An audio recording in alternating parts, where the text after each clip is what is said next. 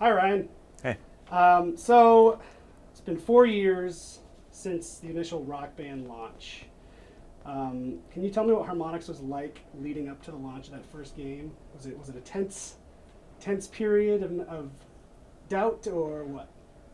Well, making the moving from like a single instrument game to the multiple instrument game was, um, a pretty intimidating task, but something that we were pretty psyched to do. It was right in the zone for us. A lot of us were on the team and in bands, and it just like really made sense to jump into something like that. So in some ways, it was very comfortable, but in some ways, it was very tense. Like we knew the work was going to be really hard.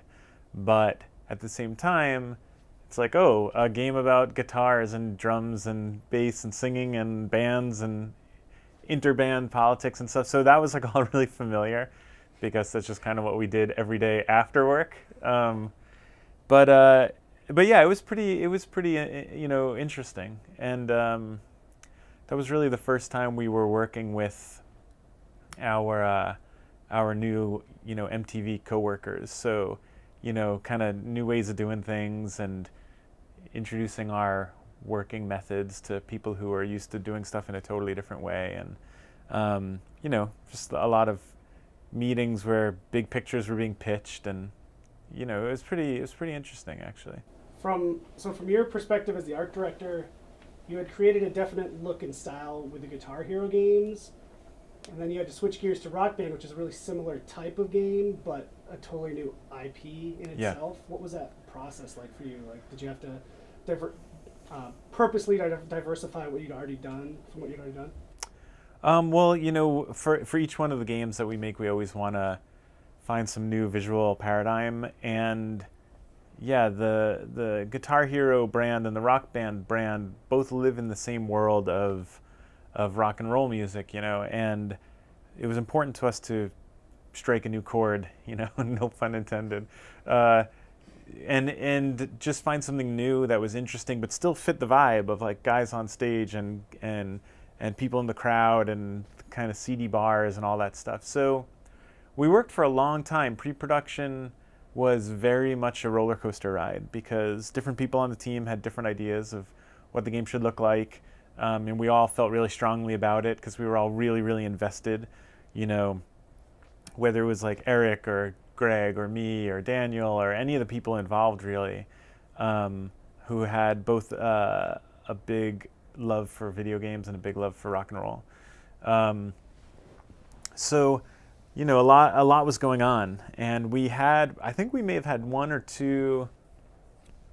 I think we may have had one or two looks for Rock Band that were starting to get fleshed out pretty deeply, and then thrown away. So we have a lot of concept art of characters. Like my original hope for the game was to go a little bit more in like sort of like a Gorillaz, Tank Girl, comic book punk rock vibe, like something that was still very, very comfy for rock or metal or punk or anything that we needed to do, but more stylized, not so much placed in the real world. It was placed in our fictional world. And I started generating an art Bible, which is what we call it here, although we've been recently calling them lookbooks and all kinds of, Dare calls them art Qurans.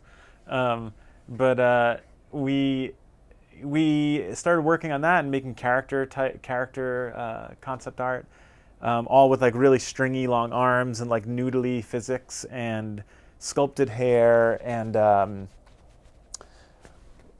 we had I had started focusing on this concept of stop motion animation, which I went to school for film and animation at RISD, and I taught animation for a long, long time. And something that I was always really psyched about was old school 3D animation, like puppets and mylar and aluminum foil and cloth and wood. And it has this amazing vibe of like, it's clearly real, and it has dust in the air, and it has all the little random things that happen as objects settle because they're real.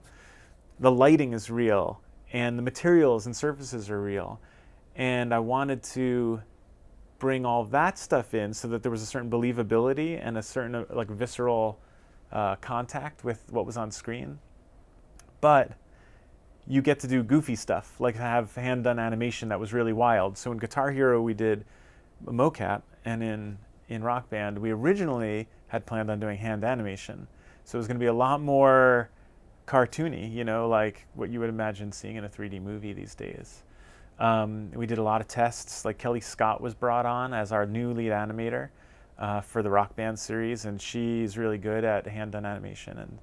And that was going to be our first foray into hand-done character animation. We have a lot of concept art actually that I could show you guys if you want. That it's like animations of hand-done Rock Band people. It's pretty cool. But what happened was all the stuff that stretched more into the cartoony side struck some people kind of in the wrong space, and we wanted to, over the course of that pre-production cycle, we started realizing that this game needed to be what we started calling a platform. In a bunch of our meetings, these new kind of catchphrases started being coined, which I'm probably guilty of a couple of them, but someone brought up the concept of a platform. I think it was Alex, where it's like, this needs to be good for heavy metal, and it needs to be good for country, and it needs to be good for rock, and it needs to be good for pop, and like this vibe that we were working on, which I thought was really cool, was probably not perfect for all of them. And so we started evolving in a slightly different direction. And so most people don't know that we cast aside a whole look for that game. And we kept some elements of it. Like when you watch Rock Band, there's definitely a vibe that world is real. Everything's made out of wood and metal.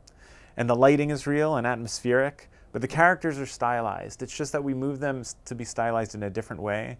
And as it evolved even more, they got more anatomical. But you could still see hints of it. Like their hair, we kept sculptural. It's still a little bit more like Gorilla's style than, Final Fantasy, like wisps of hair. And their body anatomy is really pretty different from a real human being, but is similar throughout. It's like self-similar. All the characters look like they're of the same race, like general race, or not race. They're the same general species, Whereas like some of the stuff we've done in the past, like in Guitar Hero, it wasn't that case. Like Axel was gigantic and Pandora was like a matchstick and stuff like that. But yeah, so a lot of cool stuff thrown away. And actually in the middle, there was a second look that was played with, worked on, and cast aside, which was even more wild and wacky. I think Brad Benedetti did a piece of concept art that really was inspiring, that was very simplistic and gigantic eyes and like no features and very much that kind of 4AD Pixies album cover, like washed out white high contrast stuff, like the kind of the image, like a lot of people use it to make themselves look young nowadays, but that was like the rock look for the early 90s. Anyway, it had that vibe, and it was really pretty sweet. And so Sean Witt and Adolf and a few other people were working on that vibe. Big, kind of long, elongated heads, giant, kind of doll eyes almost. Also super cool, really inventive, really new and imaginative. But again, it didn't really fall squarely on the platform to launch all kinds of music off of. So, I don't know, I'm really, really psyched where we wound up, especially as it evolved through number 2 and number 3. I thought that the game started looking really excellent. Who knows where it would have been if we went in any of the other directions, but certainly this direction, I think, panned out pretty well for us. That's really cool. We should do whole separate pieces on those things, with the pictures of the concept art and stuff. So cool to show. I have animation too, which I think is really fun because concept art, it's easy to get that usually, but you rarely find animation because usually it's in the game. But during our sort of art reviews, Kelly would come with renders of the animation because we didn't have, I think we didn't have a Xbox in that room or something. So we have some renders which are pretty sweet, and it's using the old characters too. That's really cool. That's what I was going to ask. That Guitar Hero had some set characters, and then with Rock Band we had those prefabs, of course, but Was that sort of a philosophical change? Like you wanted, was it more about getting people into this world, like you're the rock star, where you didn't want to push specific characters on them? Yes. No, I know. That's not the way you answer an interview question. um, yeah, in Rock Band, we were moving towards this game that we wanted to be immersive for people. So unlike Guitar Hero, where it was like you were watching, Rock Band was you were doing. And so we wanted you to be able to play this game and be yourself, or be your friend, or be your favorite rock star, or invent like an idealized version of any of the above, you know. And so that game, because we wanted to be so expansive and inclusive, we had to ditch the idea of characters, which honestly is a bummer. Many of us were like really saddened by that because we love making characters, and I think we do a good job, you know. Some of my favorite video game characters came out of the Harmonix team, like video game characters ever. Like, you know, I really love Lars from Guitar Hero, and Pandora, and the Grim Ripper. Like when we came up with the Ripper, that was awesome, and I love that. And so what we had to do now was we had this task of making this open-ended system where you could make all those things and more. But I wanted it to still be iconic, still have the style of the game, and still be party friendly. Like our games have always been really aware of the fact that a good music game needs to be good at a party, you know? And so back when we did Karaoke Revolution, I had come up with this idea for the character maker for that, which was just like a hexagon with a couple sort of standard poles of body type. And you just quickly moved your analog stick around and you kind of landed where you wanted to be, and it did all it needed to do for like a party music game. And we loved that. And I liked that mentality. So with Rock Band, I wanted to do something that you could, in 10 seconds, make something really cool. So of course there's the random button. But if you play Rock Band 1 especially, but also 2 and 3, you should be able to make a really cool character really fast. You don't get to tweak every little aspect of every little piece of your body the way some other games do. We worked a long time on getting a system that was flexible enough to make something specific, but not so flexible that you got stuck in that morass of options. And I think that came out really well, actually. And even as we moved into RB3, where it got more complex, where you could start moving eye shape and rotation and stuff like that, it was still very simplified. And Matt Gilpin and Pete and a bunch of other people worked hard on that system to keep that mentality of like party friendly, but also like rock savvy, you know. And you know, I think that went well. We had a lot of cool prototypes for that stuff. We've actually shown those at GDC. I think Adolf or Horst like had a bunch of like half-hour lectures where they showed all that behind-the-scenes stuff. Super cool. So what was the vibe like here leading up to launch? Did you feel pretty confident in the game itself? Like, how much do you concern yourself with that? Because like you're kind of always working on the next thing. Yeah. Are you very concerned once a game is out in the world how it's going to do?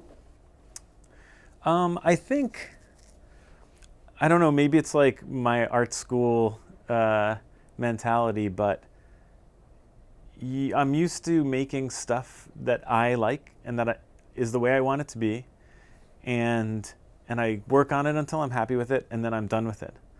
And of course I want people to like it, you know, but you can only do what you can do, you know, and so I do my best, and then I put it out, and hopefully it sticks. But like the weird thing that a lot of people don't realize when you're making games is that the people making the games are already months into their next game, or more sometimes, compared to when that game ships. So it's this weird like leapfrog. So by the time Rock Band was shipping, we were already thinking about 3 other games, you know, and so there was a weird lack of pressure, lack of, oh, what are people going to think? Of course, we were psyched when it started coming out around the holiday season and people were getting into it and buying it. But as everyone at Harmonix knows, it was like a rough, scary time for us because we had to make a game to compete with our other game that we made that we loved. Like Guitar Hero wasn't ours to make anymore. But man, we loved Guitar Hero and still do. But we had to make something better, and that was hard. That's pretty crazy. I don't know if that's happened in gaming before or since, where like a company had to create a product to compete with their own product. It's nuts. Yeah, it's weird to make a game that competes with a game that you made previously when there's actually not a lot in that genre. Like we invented / maybe catapulted that genre in America, and so there wasn't like a million games in there. It's not like we were making a fighting game. And so, okay, well, now we're making a new, different fighting game. There's already like 100 of them out there. There were very few music games out there, and most of them we made, and so it was definitely a weird position. Yeah. What was your initial reaction the first time somebody pitched Rock Band? Was it already expected because of Guitar Hero? Like the actual idea of multiple instruments and multiple peripherals, and there would be all these actual physical plastic instruments we'd have to make? Going into Rock Band with multiple instruments was, I think, just a natural extension for us. If you make a game for a couple years, a couple sequels about making music with a guitar, the fantasy of making music with a guitar, it's only a matter of time before you say to yourself, well, shit, I should probably have a bassist and a drummer and a singer in here too. That would be really fun, Like, there's all kinds of cool things about being in a band. One of them is playing the instruments, but the other thing, which is more abstract, that I think a lot of people here were really tuned into, which is like, it's fun to be in a band. It's fun to have all that other stuff, like thinking about what the other people are going to do and how it's all going to add up. And I think as much as we could in Rock Band, we tried to make gameplay reflect that, even if it wasn't one-to-one. But we have power-ups and gameplay styles that reflect on the other instruments in a way that we tried to make a video gamey version of being in a band, like unison mode and stuff. Like it's like, oh, this is the part where everyone like chugs together or whatever. The same thing that happens in music happens in the game. So I thought that was all pretty awesome. And those are all things that we couldn't do with just one instrument. So it's just I think it was a natural evolution for us. Cool. Do you remember any moment during development, like because Rock Band was such a huge undertaking, do you remember any moment during development where, even if it was just for a moment, you had a bit of doubt, like a day of doubt or anything? The day of doubt. No, actually. I mean, the scary part. God, it was a long time ago. I can't even remember yesterday. But I think it wasn't the game itself that made us nervous in any way. It was what the game had to do once it was released, when it was out of our hands. We were really confident about the game. We thought we did a good job. It didn't have everything we wanted because we didn't have enough time, as every game developer will ever say probably. But since we make games very quickly here,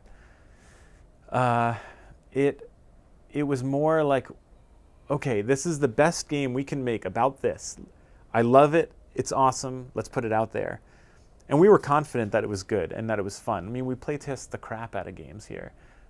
But then you never know if someone's going to buy it, right? I loved Frequency. Man, it's like one of my favorite games ever. And I think there's like 70,000 people who agree with me, but that's about it. And 70,000 units does not make a successful game, So that was still out there. And I think that, for me personally, I don't know if I could speak for everyone else, that was the part that was more nerve-wracking for me. How will it do against our competitors? Like, how will it do against whatever? It was like Halo. One of the Halos, I think, came out that year. It's like, Jesus Christ, like, how do we go against these games? But, we did it, and it went well. Were there any other potential projects on the table that Harmonix could have done if they hadn't done Rock Band, like instead of doing Rock Band? Like I know Josh showed us the WWF Cam Jam prototype. Oh my God, that was way before Rock Band, though. I think that was like when we started. That was Okay. before Frequency. Oh my God. I mean, God, we had no tools, we had no engine. I think we were doing stuff in like early Flash, and you're talking like 99 or something. Oh my God, that was so bad. But I was so psyched because I was really into pro wrestling, like almost my whole life, and that was during the awesome era of like Stone Cold Steve Austin and The Rock, and it was like so fucking awesome. So we were psyched to be talking about it, even though it was a weird match for us. But luckily, I think I was the only one who liked WWF at that point. I think it was called the WWF at that point. And I don't think like Greg or Josh or Alex were like vibing on it too well. But no, there was like, we did a project for Disney early. I don't know if we're supposed to even talk about it, but we were like pitched the shark, what was it called? Shark Tale. A Shark Tale. You know that movie Shark Tale? We were like talking to a publisher about making Shark Tale, the game, like a musical like kids game or something. I don't know. But then Guitar Hero, luckily Guitar Hero kicked off, and we were like, yes. But yeah, you might want to you might not want to put that one up there. So then nothing else then that could have been done in lieu of Rock Band. Like that was pretty much the whole company was on board. We were, yeah, I mean, I don't remember, I could be wrong, but that was like, okay, we were just bought. We have a new company, and we already had, when we were bought, we were like, let's make a game about being in a band. And we weren't a gigantic company or anything. We might have been like 70 people at that point, maybe 100 max. But we were just like, yeah, that's what we're doing, and we started banging on it immediately. I don't think there was anything else in the running. With us, there's always something pops up. Always weird things are brought to us. But I think at that point we were pretty focused. And as you know, we probably like blew up to 2 times that size within the next year and a half or something. Cool. So a lot of crazy things have happened in the course of the franchise's life. Like the Who playing our private party and stuff like that. Do you have any personal anecdotes of any crazy stories throughout development? We've heard tell of you pulling the I made Guitar Hero card to get a phone or something. Is that true? Yeah, of course. Who told you that? I think Aaron heard it from someone. Yeah, maybe Yeah. Georgie.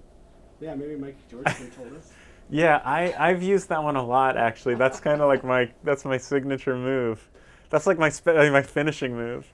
Is like if I call up, the Apple Store or Best Buy or maybe that might have been like Verizon or something. If I'm like not getting my way, I'll be like, I invented Guitar Hero, and that always turns the tables, and I suddenly get what I want. It's really awesome.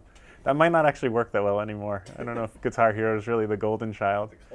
Yeah, I don't remember. The first one was awesome because it was just like, wow, this works. I'm going to keep trying this, Yeah, no.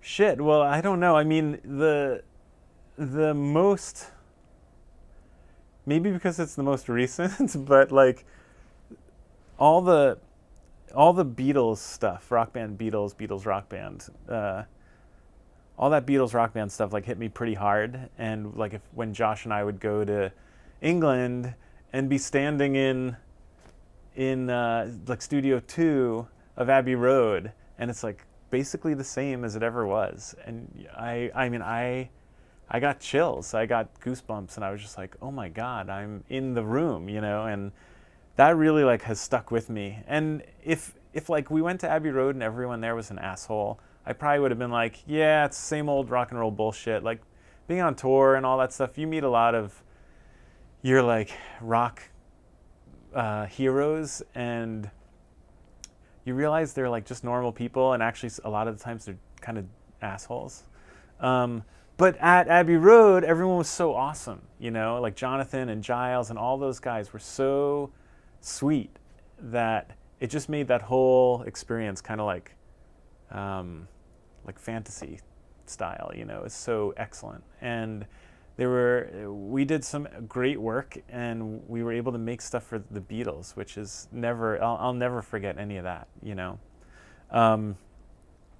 During Rock Band and Viacom era, especially like in the sweet spot, like Rock Band 2, you know, era, things were going really well, and we were now connected with this corporate, like, mega monster that was used to doing things in that style. And so we were like going to parties and doing lectures and doing all this weird stuff in style, like in a way that indie studios don't typically get to do. And I think a lot of us, you know, just had some fun in limos or at parties on rooftops and stuff like that, which actually got folded back into Rock Band 3 a little bit in some of the cutscenes. But that was kind of like wild for us and new. And I was lucky enough to be, you know, being a director here and being one of the creative fellas. It was nice to be included in all that stuff and get to experience all that wacky crap. Like, although I wasn't at the thing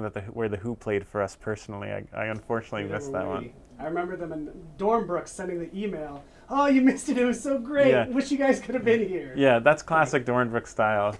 He was like, "Hey guys, check it out! I'm hanging out with the Who. Wouldn't that be awesome if you guys, you know, that play music and have worshipped the Who your whole life? Wouldn't it be awesome if you were here too?" You're just like, "Thanks, you know, I'm eating a TV dinner at my house on Friday night." Yeah, no, that's classic Dornbrook, though. Yeah, it is. So Beatles Rock Band is a good one to talk about. That game we found a lot since its release has been used as an example of games as art, which I'm sure we could do a whole video with you on in general on that subject. But that's got to be pretty flattering as the art director for this Beatles game to see it used as an example as there is art in games and it's not just all just goofy cartoons. Yeah. What do you think about that? You know, the Beatles Rock Band as art, I think that it definitely has a lot to do with the music. I mean, I would love to take all the credit for that, and, you know, maybe sometimes do. No, not really. But the music is a huge part there. You can almost put anything on screen and play While My Guitar Gently Weeps, and it's suddenly art. You know, it's an amazing thing what Beatles music can do to people. But to have people say that game is an example of game as art, it's very flattering, and it was not an accident. You know, we worked really hard on that, and I put together a team of artists from Harmonix that I thought were pretty like-minded and were able to be visionaries and create a game look that was atypical for video games, right in the sweet spot for the Beatles, and did the thing that we wanted and that Apple wanted, which was make a game that is very, very clearly a Beatles game and looks like a Beatles game, feels like a Beatles game, but isn't going backwards and isn't like a history lesson on the Beatles. I remember our first meeting with those guys in the conference room over at Abbey Road. We talked about, like, this is not going to be a history lesson, right? This is going to be this new thing that the Beatles are putting out, and we are going to be super respectful to it, and we're all huge fans. So that was a good mentality for us, and luckily both sides of the ocean agreed on that. No one wanted to go backwards, and so we were able to stylize the characters and do cool stuff with animation and totally have freak out moments for the psychedelic elements, none of which were like, you know, I don't know, retro. They were touching and scratching at the old retro stuff, but it was definitely, we were trying to push it forward. And so I'm really glad that people got into it, and I think it was just the culmination of a lot of hard work, a lot of attention being paid to, like, the Beatles style, and a lot of help from the Beatles camp, right? You know, like Olivia or Yoko or Ringo and Paul or all the guys at Apple, like they helped us so much. We talked with them all the time. Josh was in constant contact with them. Every week we had a meeting where we went over every little thing, and it's like I was just really thankful for that. Otherwise, we could have gone. Who knows what we would have done, you know? But no, it's really flattering. Do you think Alex and or Iran have been changed since Rock Band's success has blown up as huge as it was as people? When you want to get me fired? Yeah. Talk smack about it. Yeah, they have. I mean, of course they've changed. Everybody's changed, I think, and maybe everyone's changed proportionally to their, rank and stature here at Harmonix, and I think it's been. I've been here since 1999, right? That's a long time. And when we started, like, lots of us had long hair, and we were much more fresh-faced, and those guys included, like, to see Alex's transformation in particular has been amazing, right? Like, he was always really visionary and excellent at leading the company, and to watch his abilities scale with the company to be the head of a 300-person company is really, really different, and to navigate through multiple big business deals, many big business deals, and do it all like successfully and with class is really hard. And he has grown a ton and has just become super powerful.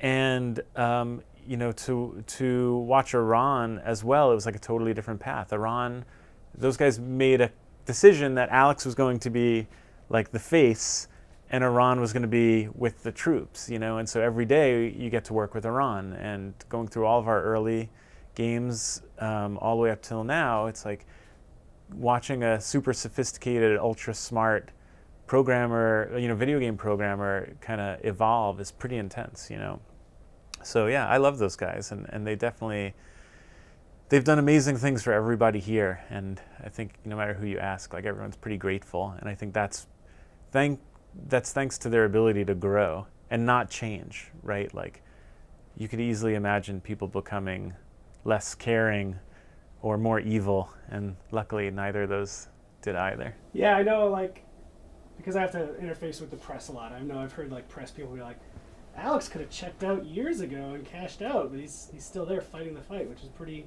impressive. I mean, both of them could. Yeah, I believe that those guys. Okay, I mean, who knows? And maybe this shouldn't be on camera, but I think that they still do it because they actually care about the individuals here. Like, there were times where they could have left and been perfectly fine, and who knows what would have happened to everybody else here, but they didn't. And I don't think it's because they want, more money. I think it's because they actually want people to be happy and care about their welfare. And I think that's the really unique thing about those two guys. And I think that has influenced all of our hiring and everybody's attitude towards work, and the way that all the directors and managers deal with the people on their teams. Like, that's like the general vibe here, right? Like, everyone cares, and I think that's why year after year Harmonix is like voted one of the best places to work. It's because I think their good vibes kind of have spread out everywhere in everything we do. Can you think of any band or genre of music that you gained an appreciation for because of playing Rock Band or because of working on Rock Band that maybe you otherwise would never have touched or wanted to touch? Oh, that's a good question. I mean, I'm really snotty about music, so I don't actually think I've learned to appreciate new styles of music through Rock Band. I've learned to hate certain songs because, you take your favorite song ever and then you have to play it 10,000 times during game development. You learn to hate even that. Yeah, I don't think, I also hung out in record stores like every day, every week of my young adult life. It's like I was pretty exposed to stuff as it was. I still don't like Blink 182 or 311 or Linkin Park. Yeah, I don't know. I don't think so. Maybe Honest Bob and the Factory Dealer Incentives. I didn't hear about them before the game. Now I love those guys. Even though you worked with them all. Have you? So you're a father. You're a family man as well as being our art director. Have you had any favorite moments playing the game at home? Has it been like, I don't know if you play it with your kids or anything, but Rock Band specifically. yeah. Yeah, I have had lots of amazing moments, which I think I hear is like kind of universal, where people play the game with their family, right? Either the game developers or fans, like that actually buy the game. Like you bring the game home and you play it with your family during Christmas or whatever, and you're seeing like 7-year-olds and 70-year-olds like playing this game and really enjoying it. And it's just really weird and different than anything that I'm personally used to. My art tends to be appreciated by like an age group, and our games typically were appreciated by a certain age group. But to see like non-gamers, gamers, kids, adults, all different people in my family like appreciating it kind of in the same way and really loving it and playing it together was really heartwarming. Like I always say, we're really psyched about making games that are played at parties. I think we're also very proud to make games that are like family friendly, and we make some games that are T for teen, and usually that's because of the lyrics of the songs, not really what we're making. But even so, like these are games that you can crank up and there's like 1,000 songs that are perfectly fine to play and hang out with your family. And my family won't play God of War with me, or not even, it's a one-player game, but they won't play Gears of War with me, but they're psyched to hang around and sing some Joan Jett, Cool. Perfect. You got any straggler questions for Ryan? I was wondering what it was like to build a team. A lot of them were former students of yours, so you had this like awesome cherry picking experience, which I don't think a lot of art directors in your position have.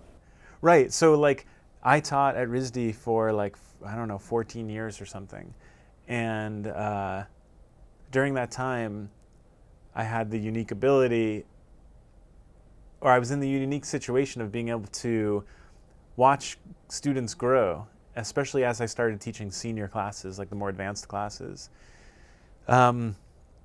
Watching these students grow and actually get really good and show tons of creativity and lots of chutzpah, and I was able to be like, I am also an art director at a company that hires artists, So yeah, I would pluck the star students, and that's how we got a lot of our team, a lot of really creative souls here are RISD grads that I was lucky enough to be in class with. So for many years, we filled our ranks with artsy-fartsy RISD kids, which I think has been really good for us and has been a challenge sometimes, because I think most companies, they want to hire people with tons and tons of video game experience, which we do too. But it's been really cool to have a balance where we have some people who have never made a video game before, but they're really used to thinking really creatively and really inventively. And I think that because of our style of hiring, the RISD kids or otherwise, that's how we make games like Frequency and Amplitude, and that's how we make games like Guitar Hero and Rock Band and the Beatles and Dance Central. It's like all of our games are like kind of wacky in their own way, and I think it's because of the style of people that we have walking the halls. And there's definitely been a change since I stopped teaching at RISD. Like, I think we were making the Beatles, and I was in another country, and I was sitting there, and my phone had a little schedule reminder, and I looked at it, and it says, teach at RISD at 1 o'clock. And I was like, oh fuck, I'm supposed to be in America in an hour, like, it's like, okay, I can't teach and work at Harmonix anymore, we were getting too crazy. So I had to stop teaching at RISD. And one thing that's really happened since then is I don't have that flow anymore. I don't have the ability to bring in my students. And so now what we're trying to do is, and have been doing a little bit for a few years, is trying to hook up with teachers from other art schools so they can like proxy for me. So it's just like, hey, every year, tell me who your best student is, and then send them my way, because we'll probably want to hire them, you know. And we have a really cool flow where we get people in as interns and grow them into game developers. And we have really powerful people here who, when they started, they had never made games before. You know, like I can name a million people, but like Dare. Now, you know, now Dare's like, I think, well, he's certainly the first artist I ever hired here. He's been art lead on some amazing games, including the Beatles. He never even touched a PC. Like when I hired him, I had to teach him how to use a PC. He was a RISD friend and old bandmate. Brian Gibson, you know, Noah, Berkeley, Peaches, Reiko, all of these people are students that had not made video games before. But it's just fun. Mass Art, RISD, we get a Ringling. We have a couple of cool schools that we suck artists up out of. Do you still see yourself as a teacher, as the director of the department? Yeah, I still consider myself a teacher. I mean, I'd love to go back to RISD someday and teach again. And, you know, we have all art meetings, which is once a week. We get everyone in the big room here in the channel, and everyone sits around, and we have an opportunity to like talk with each other, but we also have an opportunity to teach each other. And so we've been doing this thing that I started where either I or someone from the team teaches everybody something new. So every week, if you're an animator, you might be learning a little bit about ZBrush, or if you're a modeler, you might be learning about texturing in Photoshop using new techniques or weird techniques. And that's been really great. And I love teaching. You know, I love teaching people new stuff. I try and stay on top of all the apps and all the techniques and art shows. Rebecca and I have the art blog on our wiki that anytime we see a cool art show coming around, has nothing to do with video games. It's just like, hey everybody, there's a cool show happening at the ICA or whatever. Like, you should go check it out. You know, we kind of promote that sort of art education as much as we can. So yeah, I still am psyched about teaching people in different ways. Cool, very cool. I think we're good. I think we took more than the scheduled time with you, actually. Well, Rebecca didn't come in and yell, so. Awesome. Thanks so much, Ryan. Yeah, sure. Appreciate it.